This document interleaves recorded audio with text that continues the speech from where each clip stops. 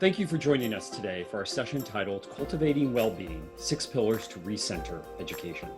This session is part of the Navigating What's Next Education Summit presented by Steelcase. I'm your host, Jeff SELINGO, and I'm alongside today AILEEN Strickland-McGee and Ryan BRETAG. AILEEN is a senior design researcher and is passionate about the ways in which the built environment shapes our experiences. She's a member of the Workspace Futures team at Steelcase and has spent the last 10 years focused on exploring the possibilities and opportunities within the field of education and educational environments. AILEEN is a certified interior designer, design educator, and she's also a cross-country bicycle leader. Ryan is the Director of Instructional Innovation for the Glenbrook High Schools in Glenview, Illinois. An ethnographer, researcher, and design thinker, Ryan is passionate about the influence of movement, space, and mindset on learning and well-being. His work centers on exploring the intersections of divergent fields to maximize human performance. Today, I'm coming to you from my home in Washington, D.C. I've been writing about higher education for more than 2 decades, and never before have I seen student and educator well-being pushed more to the forefront than it is today.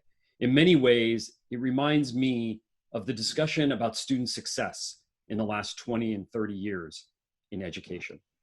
Now, if you're watching this, you probably know that we have recorded this session because just as educational institutions are responding quickly to new circumstances, we're making changes to improve your viewing experience.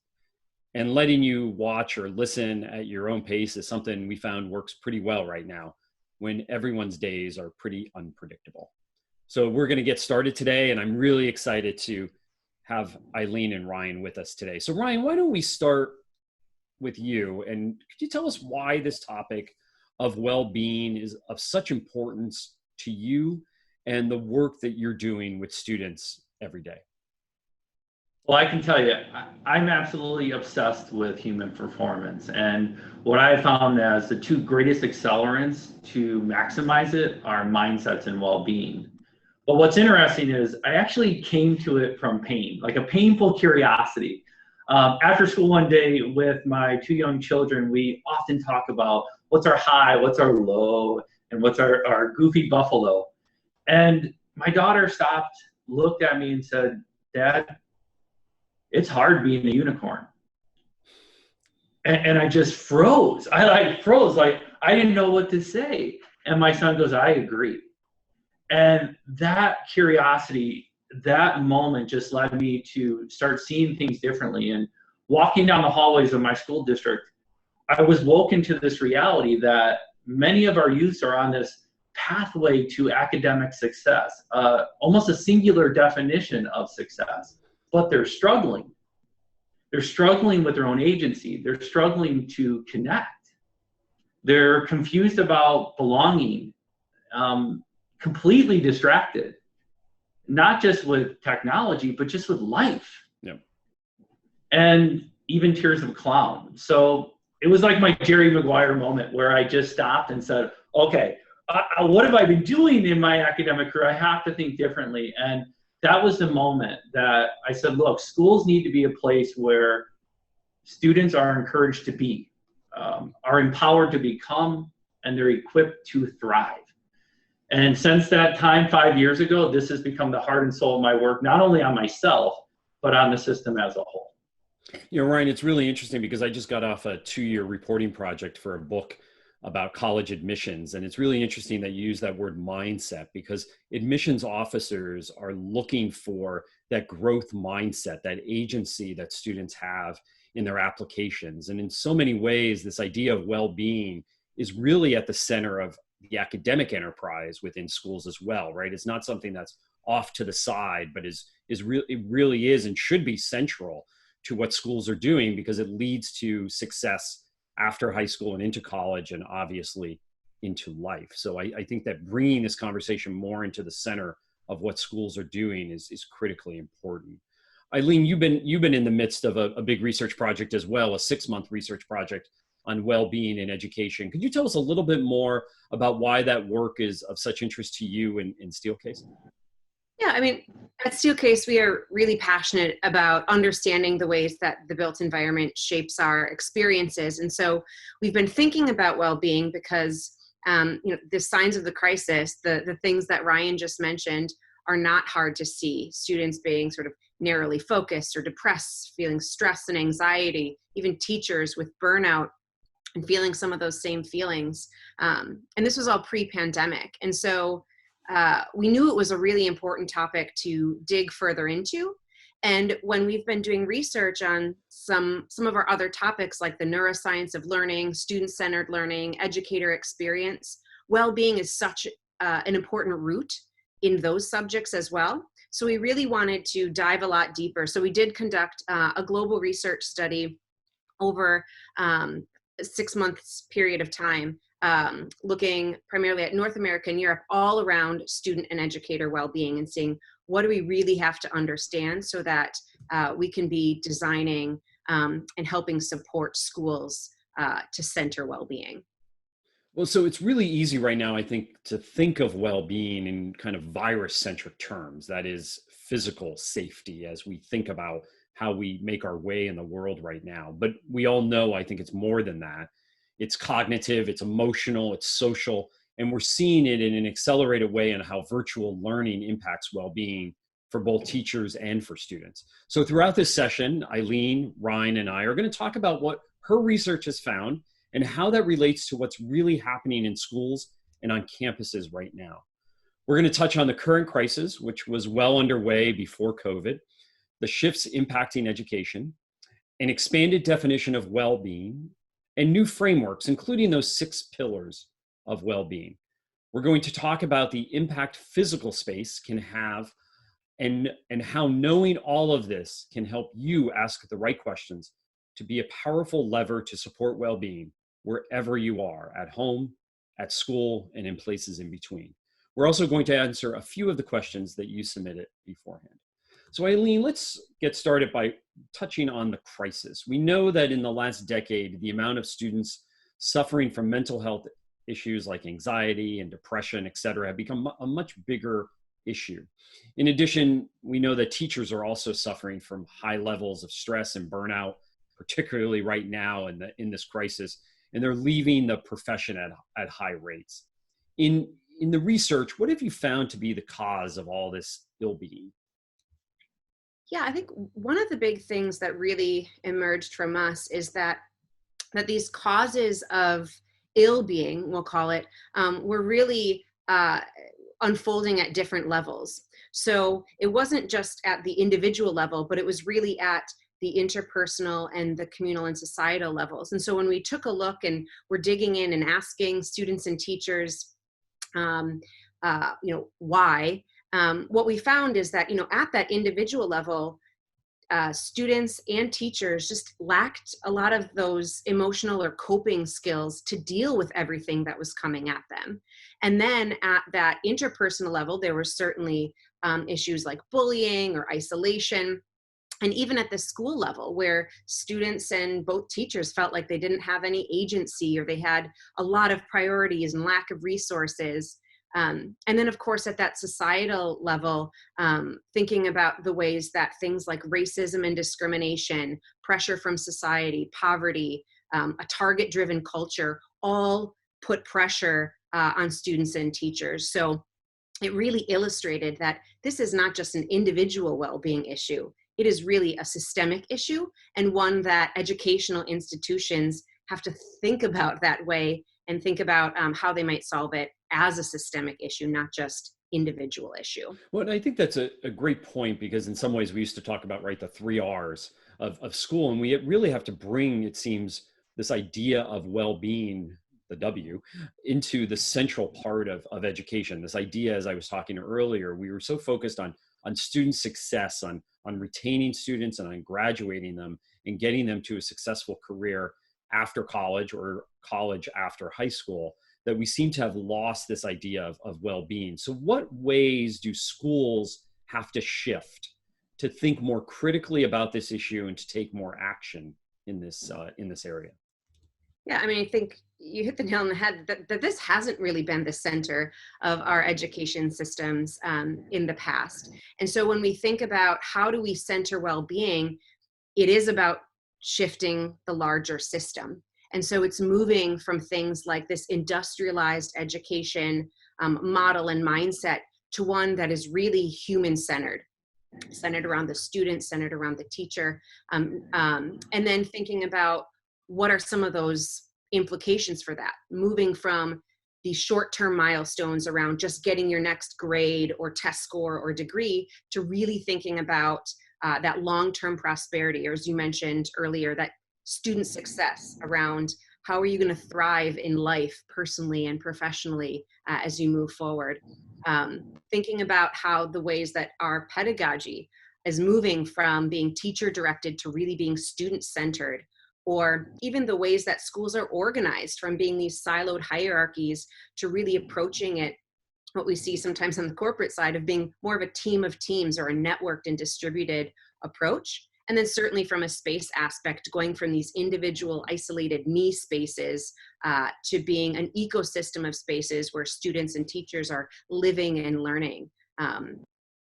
So it really is some pretty big shifts for education. Yeah, and I think the biggest shift probably is this idea of moving away from that industrialized model, right? Where you had a teacher at the front of the room speaking to students who were sitting kind of straight ahead and looking, and now having students really be at the center of their education, have more agency, have more curiosity, and how that's fueling their education. And we're seeing that right now. And Ryan, it's clear that some schools were already moving in this direction before. So in what ways do you think, what best practices have you seen where well-being is already at the core of what schools are doing? What suggestions do you have in the ways that students are already or schools are already doing this for other institutions to follow?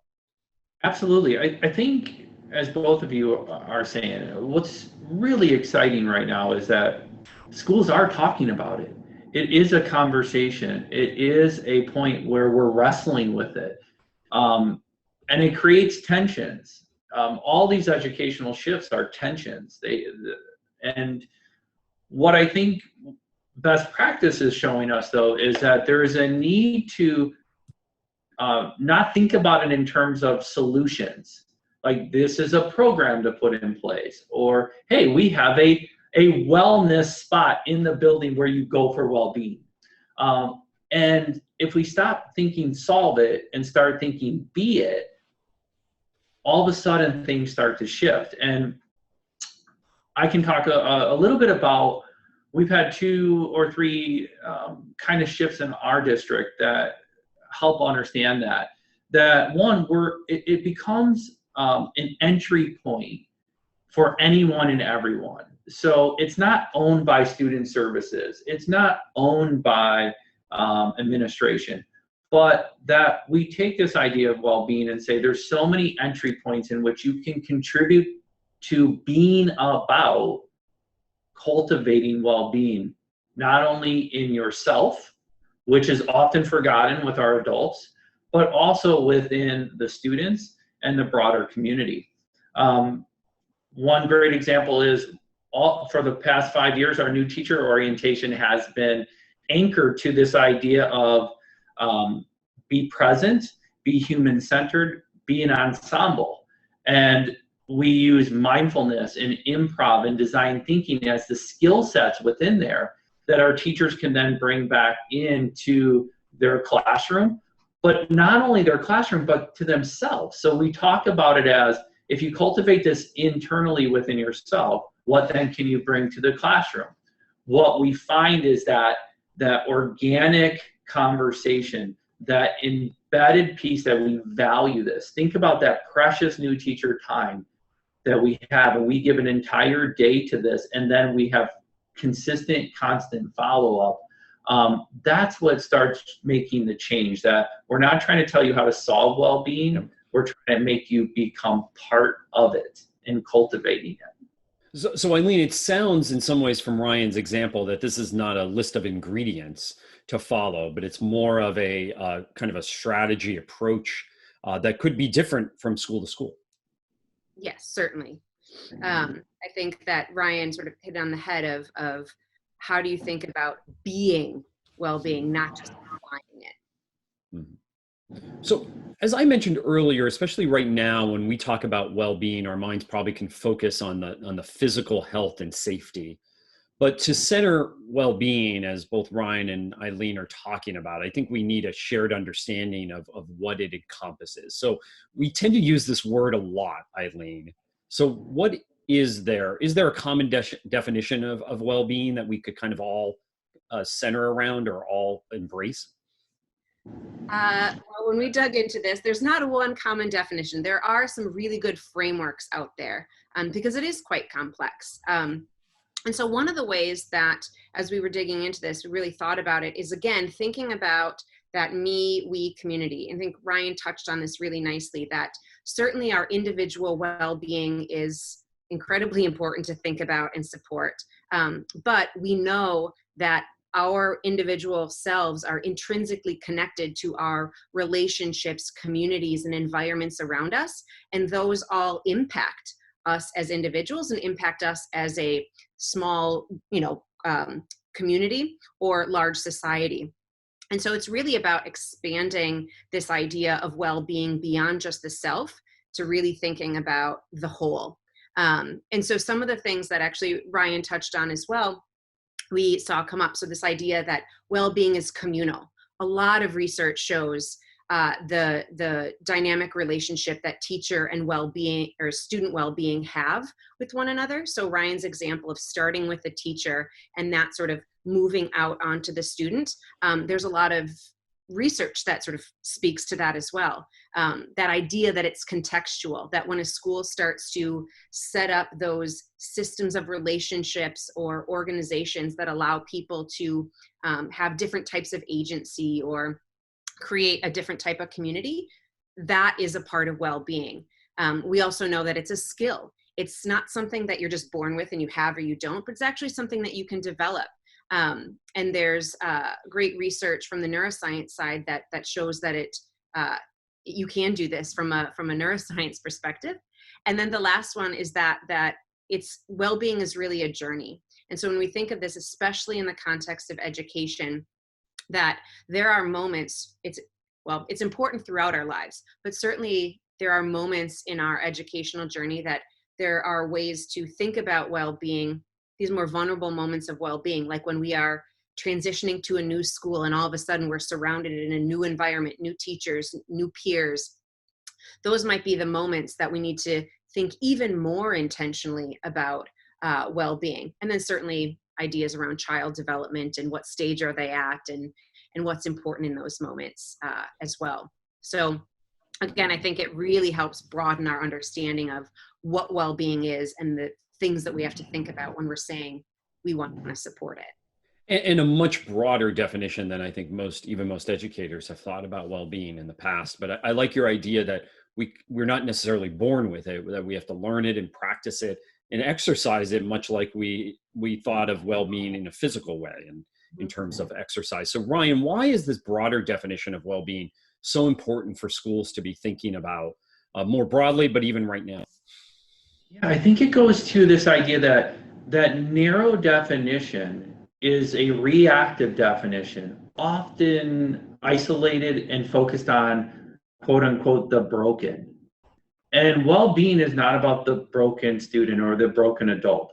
When we expand that, as AILEEN talked about, that the self, the whole, and this communal look at well-being, we start to see that well-being is something we are all part of, all needing. There's a huge gap between Maslow's idea of safety and security and self-actualization or thriving. And just a really interesting thing, when you broaden it, it's an invitation that it can be cultivated. It's an invitation that there are skills to be harvested inside there.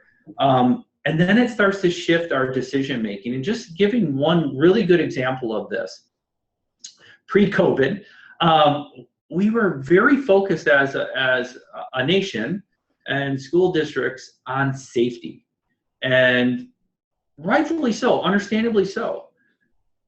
But when we took that very narrow definition of well-being, we went to safety only. And you started seeing cement barricades out in front of schools.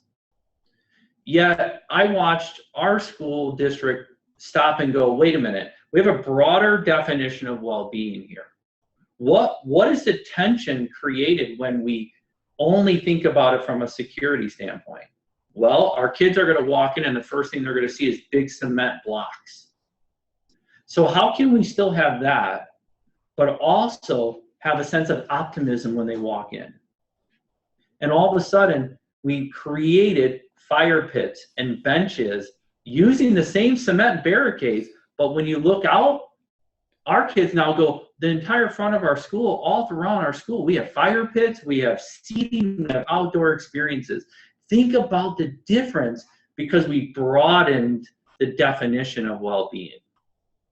Still, it seems somewhat abstract, right? And overwhelming, I think, to college leaders and to high school leaders as well, right? The big shifts that are needed, this more expansive definition of well-being. If I'm a college leader, I'm a principal or a superintendent or a teacher right now, I'm probably feeling a little overwhelmed. It still feels a little abstract. So AILEEN, how can schools, teachers, or parents actually take some action to cultivate well-being? Are there certain things they can do that they have the agency to do? Well, I think that, as Ryan was saying, like really breaking it down and thinking about how do we broaden the definition. And then one of the things that we did a body of research around well-being a few years ago, and really it is very germane to this conversation we're having today, but it's these 6 pillars of well-being that help basically cultivate a path to well-being. It helps break down the abstract a little bit more concretely to say, like, what are those other aspects that we have to be thinking about? And so that we're thinking about it as a system.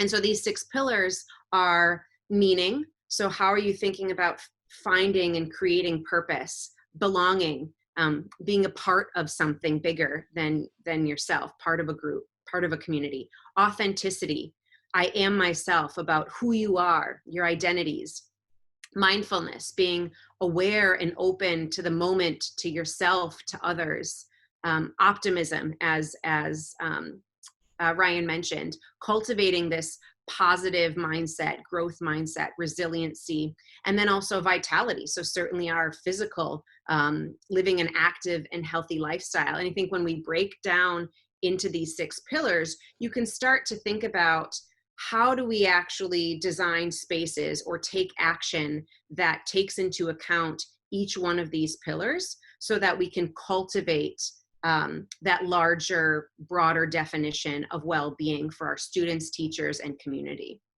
And I think what's really important as I look at this circle and look at these pillars, that they're not only a path to cultivating well-being, but as you said earlier, they're really tied quite deeply to teaching and learning. Because I think one of the things right now is there's a lot of pressure on schools to really cultivate that teaching and learning. And how do we build this into the day-to-day life of schools and colleges? And so, Ryan, I want to turn to you on that question. So what are some of the ways that these pillars can be connected to the day-to-day life of a school, meaning the teaching and learning that's going on inside those walls?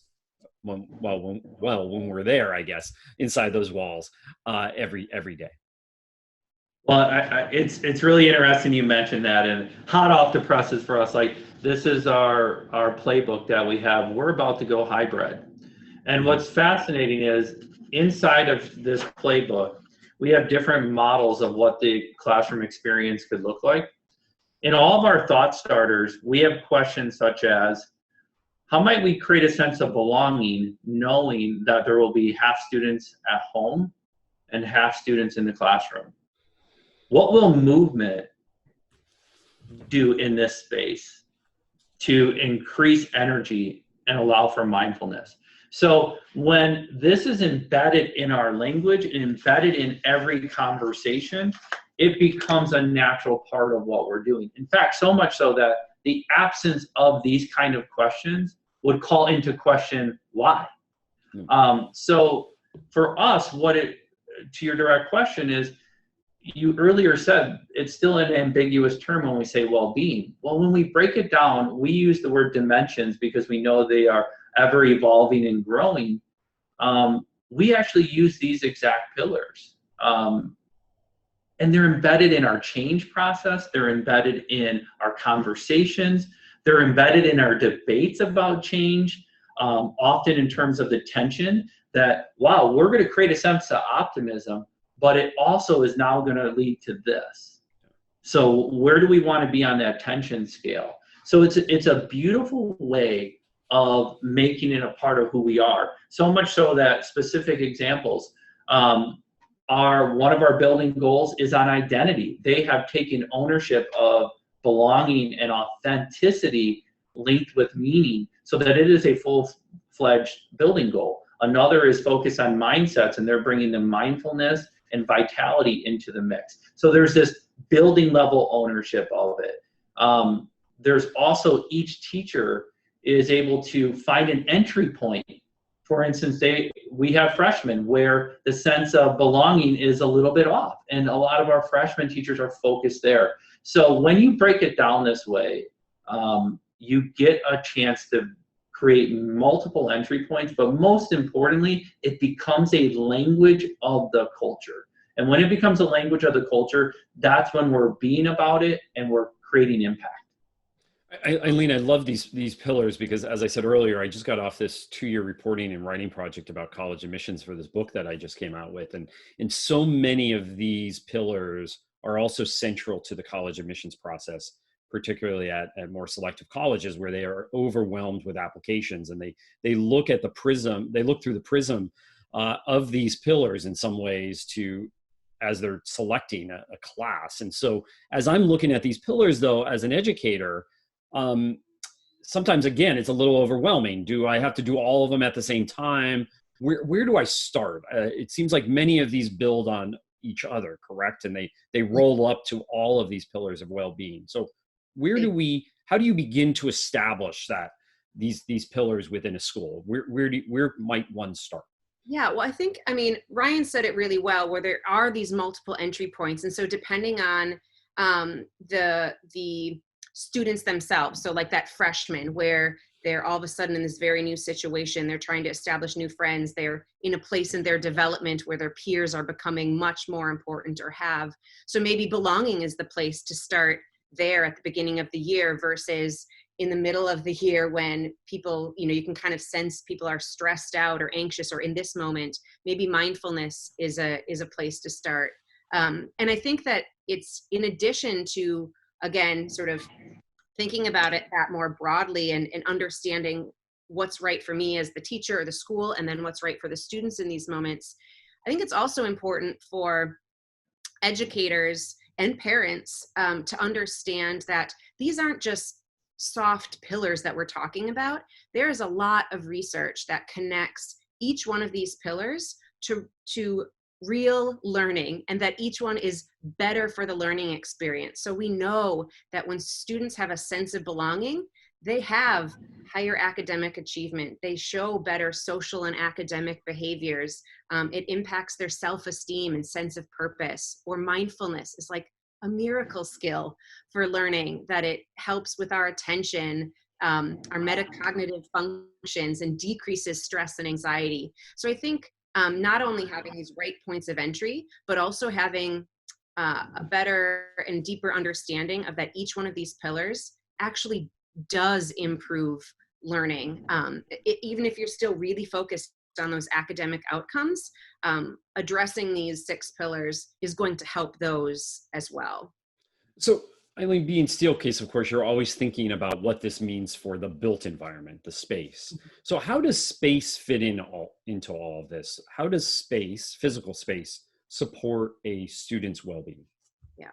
So certainly, as I said at the very beginning, like, we deeply believe and know that the spaces that we inhabit impact our experiences and ourselves. And so this is obviously no different for well-being. And so some of the things that, when we think about space and well-being together and how to support that, there's a few sort of high-level points that come to mind. One is that when you're designing those spaces, are you designing dedicated spaces like those mindfulness rooms or wellness centers or fitness areas that might focus on one or two of those pillars, which could be important, you know, having a little corner in the room where a kid needs to go just to kind of focus or calm down. But also think about the ways that well-being and these pillars can be embedded in every single space. And when we start to think about it that way, we also know, again, from a research perspective, that thinking about the field of biophilia, which is basically all about how we are intrinsically interconnected with our natural environment, that when we can embed biophilic principles like natural daylight or plants, or thinking about how the spaces that we're designing are connected to the historical or ecological community outside of the school, actually all impact our well-being, because it's connecting us to ourselves, to the environment around us, as well as thinking about some inclusive principles. So thinking about designing spaces that are supportive for a wide range of diverse students and teachers, that it's welcoming to everybody, not just a very narrow definition of what a student should be. So I think in a broad perspective, when you think about those dedicated or embedded spaces and putting well-being into that, as well as building from those biophilic and inclusive principles, you start to design spaces that will nurture the well-being. And then, of course, we can think about how this gets brought into those 6 pillars. So how do you design from that mindset to support belonging or authenticity? And this may be the perfect time to be thinking of this, because as we think about spaces, even post-pandemic, this may be the best time to start designing for well-being. And so, Ryan, what do you consider important to foster well-being in the physical learning spaces? You're in schools, in a school every day. So what do you think is the most important to foster well-being in your classrooms? Absolutely. I think all of these pillars or dimensions are important aspects to be considering. And I think what they allow us to do is to take action, to be curious, and to problem solve or problem find. So some really simple examples that are highly complex. The classroom. We know to try to change the classroom can be a struggle, because you're talking about teachers' academic freedom, their intellectual work, their passion. But it's amazing what happens when you reframe the conversation around well-being. All of a sudden, defenses go down, energies go up, and we start talking about, yeah, I want optimism in my class. What can we do? And those things we were battling over, whether that's storage or front of the rooms or desks, all of a sudden disappear, because we're talking about everybody's collective well-being, not just the students, everybody's. Some really specific examples that I find fascinating how they changed was we had to redesign our fitness center. It started off very simple. We're going to replace equipment. That makes it seem pretty straightforward, okay? You might even link vitality to this. But what happened was, when we stopped thinking about it simply as a fitness center and started thinking about the impact of well-being that this space can have on every single student, because every single student is in there, all of a sudden we watched certain kids not feeling connected to the space, feeling that they couldn't be themselves. Big barbells, big machines, all kinds of things, and you would see the optimism disappear from even the most athletic female or the most athletic small individual. So when we started showing that and we took videos and clips, our teachers said, that's not a place for well-being. Now think about that. That was the teachers, the entire department, so much so that they reinvented the entire space, worked with partners to say, what if we didn't have different color plates? What if they were the same color so no one knew what strength, what volume you were using? What if the size of the plates were identical to each other? What if we had female barbells and male barbells? What if we got rid of all machines and put turf in so that you could move barbells? Guess what happened? It's one of the most exciting places for students to be. Wow. Females are using Olympic weightlifting and not thinking twice about it. Students run into the space, not to find the easiest piece of equipment, they run into the space to find where they're going to be getting better because they now feel a sense of connectedness to it.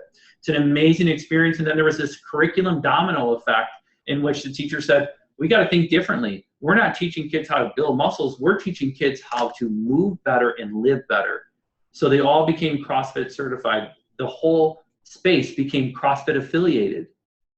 You have 3,000 kids now experiencing a full-fledged 4-year CrossFit experience, and they're excited by it. Wow, that's a great example.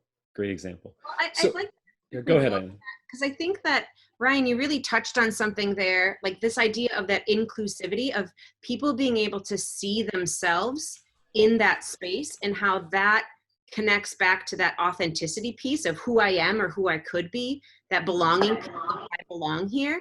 And I think you had a beautiful illustration in the fitness center, but we can think about this in, again, those learning spaces of how are students able to see themselves in that space?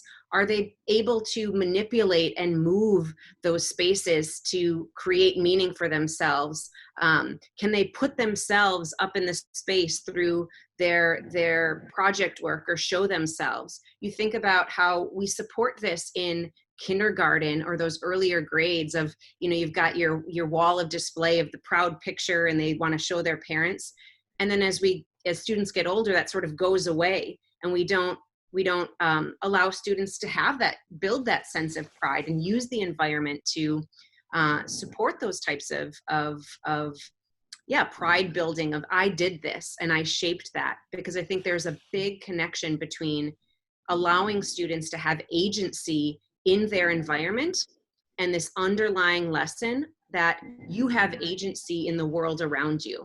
And by simply allowing them to put themselves into the space, to be seen by others, to establish that sense of belonging, it actually helps reinforce this idea. So it's not just about, yeah, you can move that and that's a nice thing to do. It's actually sending a much bigger message that you have agency in this world and can do something, and help build that confidence throughout their educational journeys is incredibly important, and the environment can play a really critical role in that.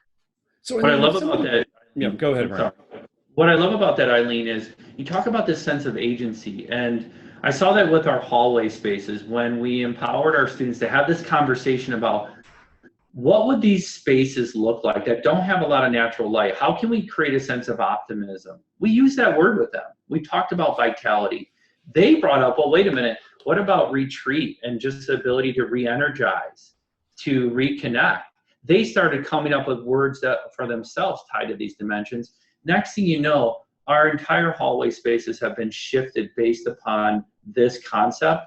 So much so that you mentioned biophilia, that the idea that they said is, we want this to flow from a campfire vibe down the hallway, feels like a creek that has all these inlets and spaces we can go, depending on whether we want to have a mindfulness moment or we want to have a moment of optimism. And we did that. It was the most complex thing we ever did, but they're beautiful painting of this. Can you create a campfire creek flow through the hallways?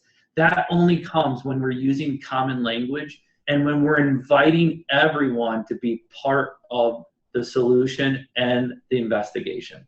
That's a great visualization, Ryan. So Aileen, if somebody wants a roadmap, wants to really understand what they can do to support well-being, even outside of physical space, what have you found in terms of actions people can take? Yeah, I think one of the biggest things is that, you have agency, no matter if you are one single teacher or your principal or dean or whoever you are, there is something that you can do to begin to center well-being. So it feels really big, and we're talking about these system shifts, but people can take individual action. And then certainly, schools can take more collective action. So there's that bit. And then the other bit we looked at was, when you're trying to make systems change, and we looked at some research on that, very simply, how do you think about it? Kind of like the physics metaphor of, what do you put on the other end of that scale to begin to shift that system? And so some of those things are you targeting relationships and skills of your teachers and students? You're going to have a big effect. If you start to target those organizational structures or shifting the roles and responsibilities or rewards within that system, you can have an even bigger effect. And then if you are targeting the paradigms or the pedagogy and moving that to be more student-centered, or the goals or the values of your schools, and I think Ryan's given some really nice examples of that, you're really going to start to shift that system at a faster pace. But again, you can kind of start and do any number of things at the same time. But I think the broader you can think about it and say, like, how are we going to move this system, and thinking about where those levers are, you could perhaps be a little bit more strategic to target and prioritize.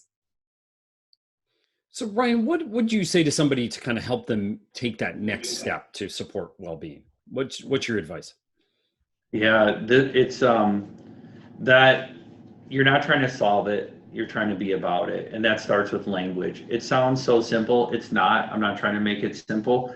But when you do that, we ask the question, who owns well-being? Leaders should ask that question, because if you start pointing to someone and not everyone, we're already in a problematic state. So it starts there. Who owns it? We all own it. Therefore, now how can we all contribute to cultivating it?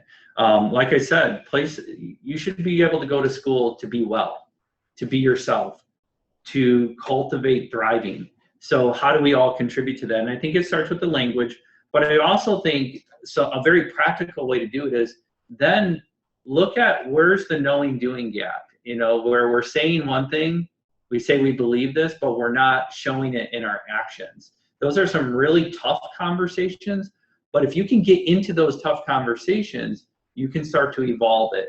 And I think then it's really just about going, what's our current reality with, let's say you believe in these pillars.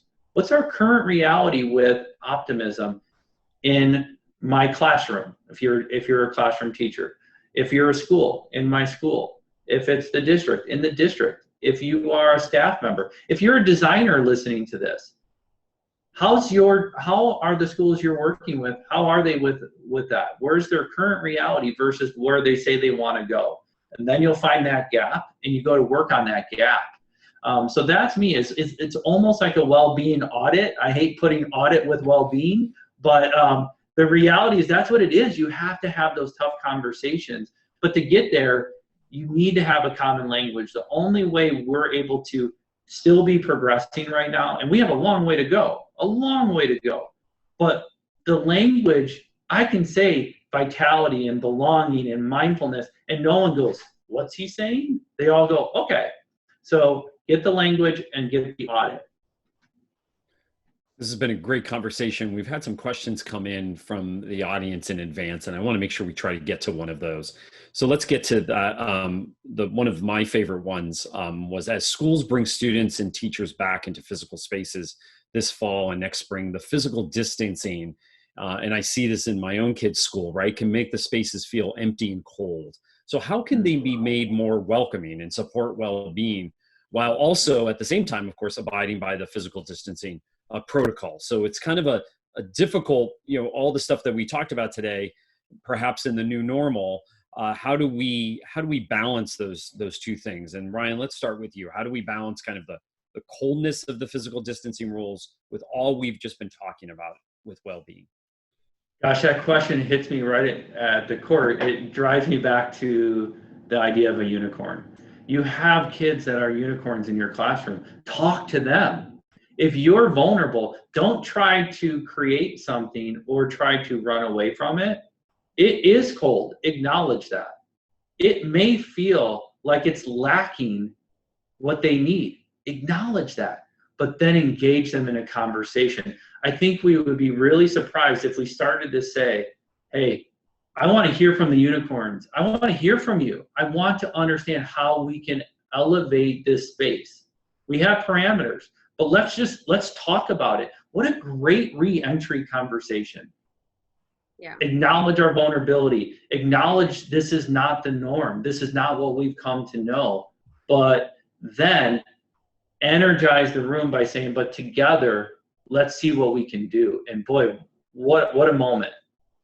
Yeah, and I think that that is a great sort of reframe of practicing our own optimism, of saying, you know, what is the opportunity here from a space perspective, for instance, to make this space feel warm and connected. And I think back to what we touched on earlier of how do you give those students and teachers agency? I think sometimes as adults, we feel like we need to have the answer, the right answer. And as Ryan said, like, we don't have to. We can acknowledge that this is a challenging time and engage students or others to create those spaces that make them feel warm. So if students have to sit in individual pods 6 feet from their friend, how can you actually have the students design something in and around that pod that is much more creative, bringing in arts and creativity into that space? How can you think about bringing in,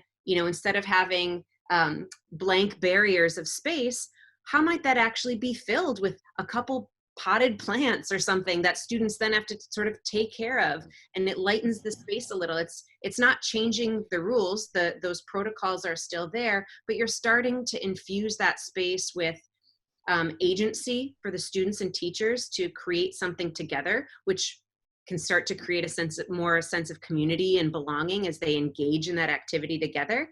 And then it embeds these biophilic and creative principles into our spaces that just make spaces feel more welcoming and inviting to be in for everybody.